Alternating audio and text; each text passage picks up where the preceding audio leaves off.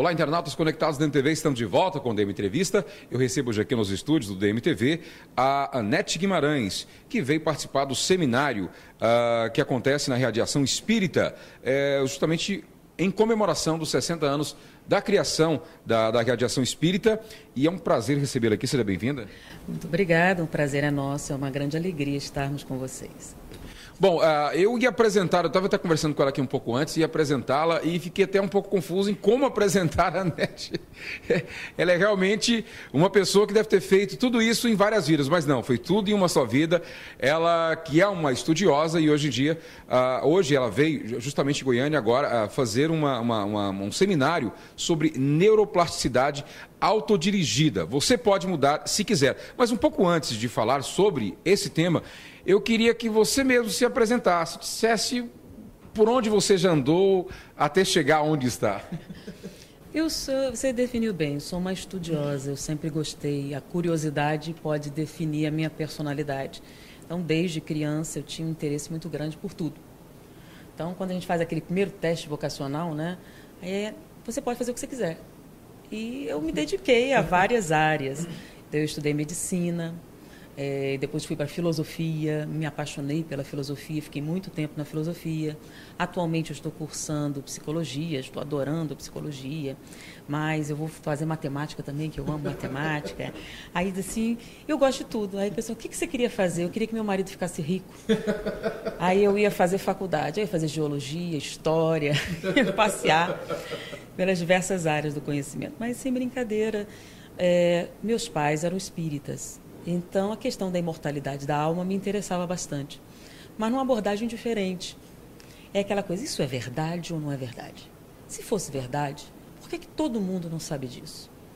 Então, enquanto meus pais tinham uma abordagem mais religiosa do espiritismo, eu vi assim, isso é verdade mesmo?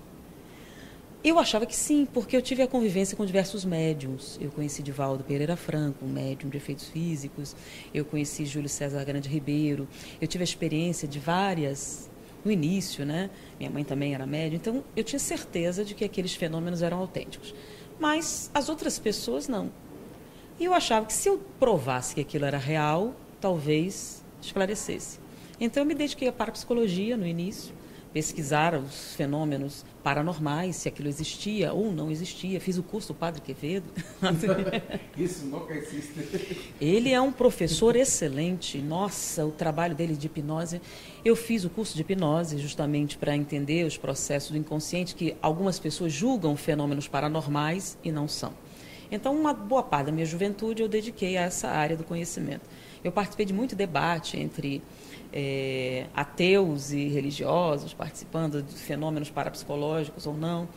Então, eu pesquisava o fenômeno mediúnico. Durante um bom tempo, eu fiz isso quando era bem jovem. Tem um fenômeno, sei onde eu ia lá filmar, eu ia fotografar, ver se era real, aplicar a metodologia científica para comprovar. Então, eu tenho uma coleção de fotografias paranormais muito interessantes, filmagens. Depois de um tempo, a gente muda. A gente vê que o espiritismo não é uma questão de provas, e sim de maturidade psicológica. Porque eu me lembro de um amigo meu, médico, que estávamos assistindo uma operação espiritual, o homem enfiava um bisturi e usava um martelo para bater na coluna da pessoa, e o meu amigo disse assim, estou vendo, mas não acredito. Mas espera aí, está dizendo que é maluco? Você não está vendo acontecer? Sim, mas não acredito. Então não tem jeito, não é uma questão de provas, é uma questão de maturidade psicológica. E eu fui mudando um pouco o enfoque e passei a analisar em termos filosóficos, em termos de razão, de racionalidade.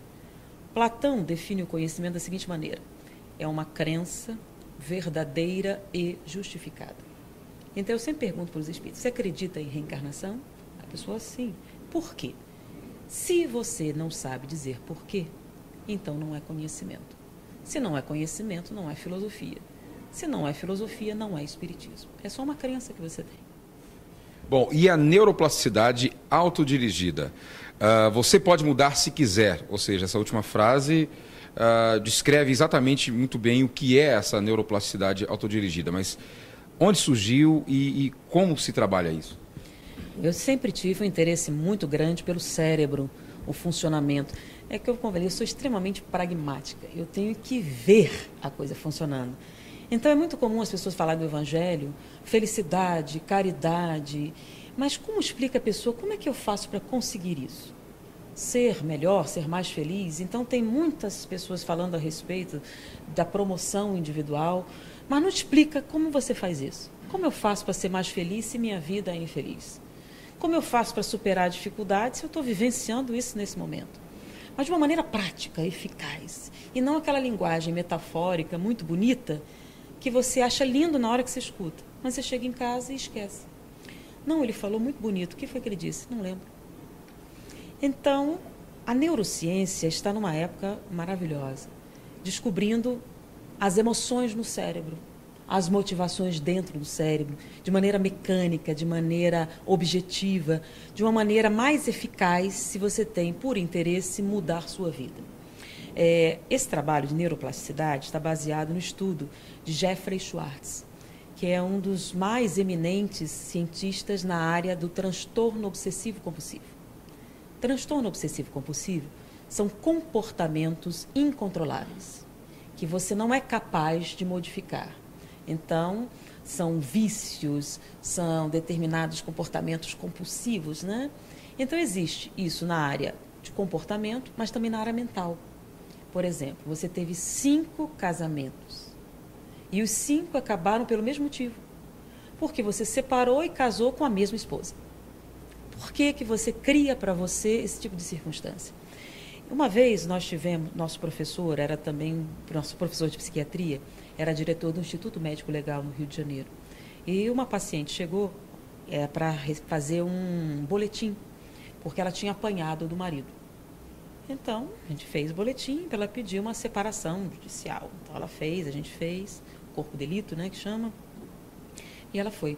1 ano depois, ela volta, porque ela arrumou um namorado e o namorado bateu nela. Ela pediu um novo boletim, a gente deu um novo boletim. 6 meses depois, ela volta. Outro namorado, o namorado bateu nela. Aí vem aquela pergunta, ela gosta de apanhar? Aí eu falei, gosta. Se ela gostasse, ficava com o primeiro marido que bateu. Tanto não gostava que ela se separou 3 vezes. Bom, todo homem bate mulher? Não. Qual é o problema dela, então? É que se ela entrar numa sala com 100 homens, ela vai se aproximar justamente daquele que tem um perfil que ela acha que merece. Isto é um tipo de comportamento compulsivo. Você entra num relacionamento que você sabe que ele é prejudicial repetidas vezes e não é capaz de controlar esse comportamento. Mas isso não é só na área mental, na área em vários níveis. Tem pessoas que entram em furadas constantemente. Ele não vê ou ele não quer ver. Então, Schwartz fala que nós podemos mudar se quisermos. A gente sempre ouve, é muito difícil, por causa do meu pai, por causa da minha mãe, por causa do governo, por causa... E a gente coloca sempre a responsabilidade do nosso sofrimento em outrem. Eu sou um fracasso porque minha mãe, ou porque meu pai, ou porque minha educação. Enquanto que a gente vê exemplos de pessoas que superaram limitações as mais incríveis. Você tinha Helen Keller, que era surda-muda. Foi criada como animal e depois de ser apresentada a linguagem, falava 11 idiomas. Quer dizer, qualquer um pode superar as suas dificuldades. Só que Schwartz, ele não faz só uma fala, você pode. Ele demonstra fisicamente e neurologicamente a possibilidade da mudança real. Então, no seminário, a gente vai trabalhar uma coisa chamada densidade da atenção. Se você se concentrar firmemente por tempo suficiente num determinado pensamento, comportamento ou ato, você altera as suas sinapses cerebrais. E alterando as suas sinapses cerebrais, você altera a sua mecânica de comportamento. É assim que ele começou a tratar o transtorno obsessivo-compulsivo. A sua taxa de resultados nessa área, então ele escreveu um livro, O Poder Mental, né? Ele falou mente, cérebro, neuroplasticidade e a força do pensamento. Acho que foi traduzido assim para o português. E ele ia falando sobre o sucesso no tratamento do transtorno obsessivo-compulsivo.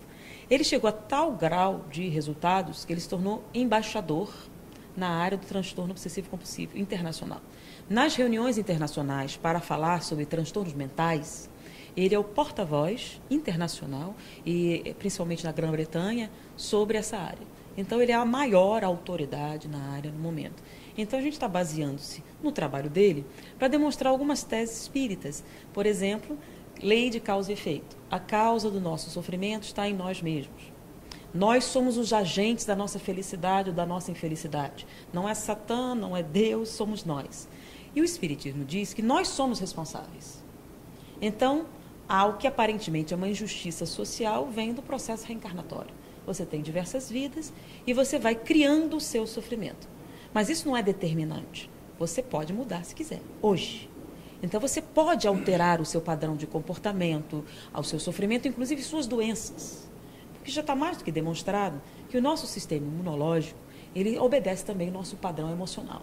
Então, existe um outro trabalho da neurociência. Então, esse seminário, a gente vai pegar várias áreas. Então, tem um que fala sobre os neuropeptídeos, ou peptídeos neurais. Fala sobre determinados estados mentais. Esses estados mentais geram neurotransmissores específicos. Só que eles também geram chamados neuropeptídeos. São hormônios neurais que são derramados na corrente sanguínea. E todas as nossas células têm receptores para eles. Então, quando nós nos sentimos vítimas das circunstâncias e nos sentimos assim emocionalmente, nós produzimos substâncias que fazem com que todo o nosso corpo reaja assim. Nosso rim, nosso fígado, nosso baço, nossa medula óssea. Todas as nossas células agem como se fôssemos vítimas. Isso deprime o nosso sistema imunológico e nós somos mais suscetíveis a infecções. Ou seja, o nosso estado mental determina a nossa saúde. A gente sempre falava nisso, mas a nível assim, meio metafísico, né? Só que agora está a nível fisiológico, a nível físico. A gente fala em termos de física quântica, em termos de neurologia, de fisiologia, demonstrando que você está no comando da sua felicidade ou não. Essa é a ideia que a gente quer passar. Bom, e o seminário acontece neste sábado, né, a partir das 8h30 até às 17 horas, na Irradiação Espírita Cristã, que fica na Rua 201, número 232, no setor leste universitário. As inscrições estão abertas, você pode fazer inclusive a sua inscrição na hora mesmo. Você pode levar 1 quilo de alimento não perecível. Eu tenho aqui alguns endereços onde você pode fazer a sua inscrição, que é na Livraria Castro Alves, que fica na Rua 201, aqui mesmo na Vila Nova. Também no Segal, que fica no setor Coimbra. O telefone lá é 3293-6333. Da Livraria Castro Alves é 3224-4179. Tem outros endereços aqui também, mas você pode fazer a sua inscrição antes do seminário, lá mesmo, na Irradiação Espírita. Esse seminário, é bom dizer, que faz parte do encerramento das festividades em comemoração aos 60 anos da Irradiação Espírita. Olha, Nete, nós ficaríamos aqui durante muito e muito tempo, eu tenho certeza.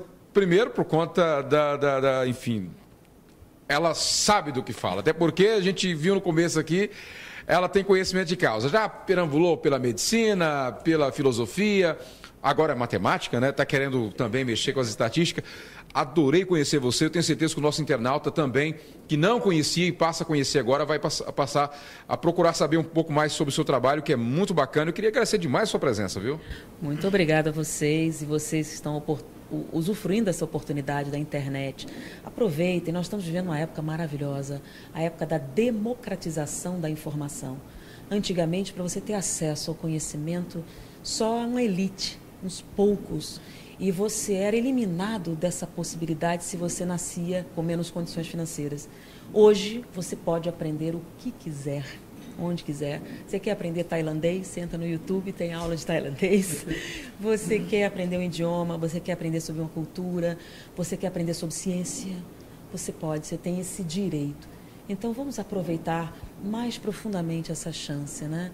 E agradecer a Deus a gente viver nesse momento especial. Obrigado, Nete Guimarães. E o DM Entrevista fica por aqui. Você continue conectados à nossa programação. Tchau, tchau. Até um próximo programa.